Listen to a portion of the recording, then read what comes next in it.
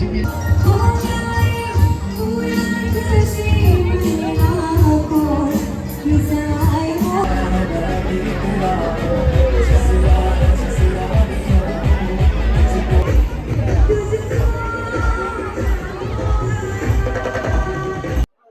दोस्तों, मैं आया हूँ अभी कांकरिया कार्निवल को कवर करने के लिए और आप सभी का स्वागत है एक नए वीडियो में सिकंदर माफिस ब्लॉग में।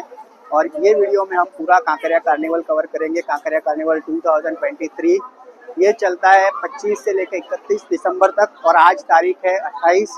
आज चौथा दिन है और मैं और मेरा दोस्त पूरा कांकरिया कार्निवल कवर कर रहे हैं। आई होप कि आपको वीडियो अच्छा लगेगा। इसमें वॉइस ओवर ही करना पड़ेगा या ज़्यादातर म्यूजिकल प्रोग्राम होते हैं तो म्यूजिकल प्रोग्राम में ऑलरेडी वहाँ पर म्यूजिक और जो भी संगीत बजता है वो आपको सुनाई देगा वीडियो में। तो मैंने जस्ट ये इंट्रो बनाया है जस्ट आपके लिए ताकि आपको पता चले कि ये कहाँ पर आया हूँ। जो लोग अहमदाबाद के हैं उनको तो मोस्टली पता चल ही जाएगा कि ये अहमदाबाद में कांकरिया कार्निवल का वीडियो है, लेकिन जो लोग अहमदाबाद से बाहर से अगर ये देख रहे हैं तो उनके लिए ज़रूरी है कि ये बताना कि ये वीडियो कहाँ का है।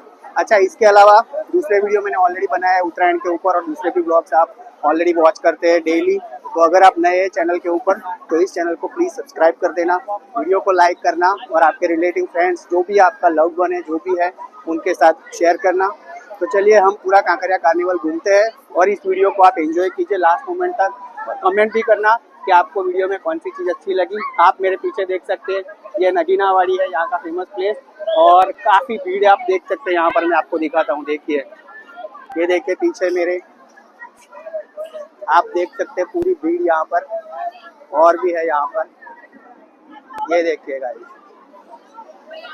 तो अभी मुझे मैंने बहुत ट्राई करके एक ऐसा प्लेस यहाँ पर ढूंढा है जहाँ पर थोड़ी भीड़ कम है और यहाँ से मैं कमेंट्री कर रहा हूँ। अदरवाइज जहाँ पर म्यूजिकल प्रोग्राम चलता है वहाँ पर इस तरह के लाइव बोलना और वीडियो को रिकॉर्ड करना अभी बिल्कुल पॉसिबल नहीं है। तो आई होप कि वीडियो आपको अच्छा लगे। જે અમુક કલાકારોને મળશે તમારી જોરદાર તાળીના ગડગડાટ સાથે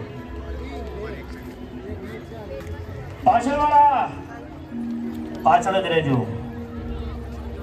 આપણે થોડી તાળી વગાડજો તો મજા આવશે। આપણે બધા ગુજરાતી છીએ અને ગુજરાતીઓનો પહેલો પ્રશ્ન હોય કેમ છો? આ સાઈડ કેમ છો? ગુજરાતી ગમે તેવી પરિસ્થિતિમાં આવે જવાબ હોય મજામાં। અને ગુજરાતીઓની એક ખાસિયત છે ઓળખાણ દોસ્તી મિત્રતા જલ્દી થાય। બે ગુજરાતી બસમાં ભેગા થયા કેમ છોથી શરૂઆત થઈ। વાતો કરતા કરતા એક કાકાએ બીજા કાકાને પૂછ્યું તમારી પત્ની કેવી છે? સામેવાળા કાકા બોલ્યા મારી ઘરવાળી તો બહુ સારી સંસ્કારી સુશીલ એકદમ શાંત સ્વભાવની। મારી ઘરવાળી તો માતાજીનો અવતાર છે, મારી પત્ની તો દેવી છે દેવી।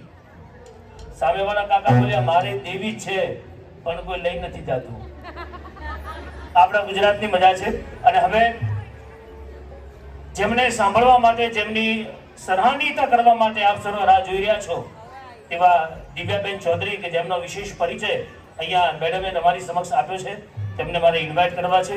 દેશ વિદેશની સફર કરી અને આપણા ઉત્તર ગુજરાત અને ગુજરાતનું નામ જેમને રોશન કર્યું છે, 1000 કરતાં પણ વધુ આલ્બમ્સમાં જેમને પોતાનો સુરીલો કંઠ અર્પિત કર્યો છે એવા ગુજરાતી ફિલ્મોના પાર્શ્વગાયિકા અને આપણા વચ્ચે હવે દિવ્યાબેનને જ્યારે રજૂ કરવા છે મા ભગવતીનું સુંદર મજાનું ગીત લઈ અને અહીંયા રજૂ થવા જઈ રહ્યા છે। મા જગદંબાને યાદ કરીએ કારણ કે ગુજરાતનો ભાવુક વ્યક્તિ હોય ગુજરાતી હોય એને મા જગદંબા યાદ આવે।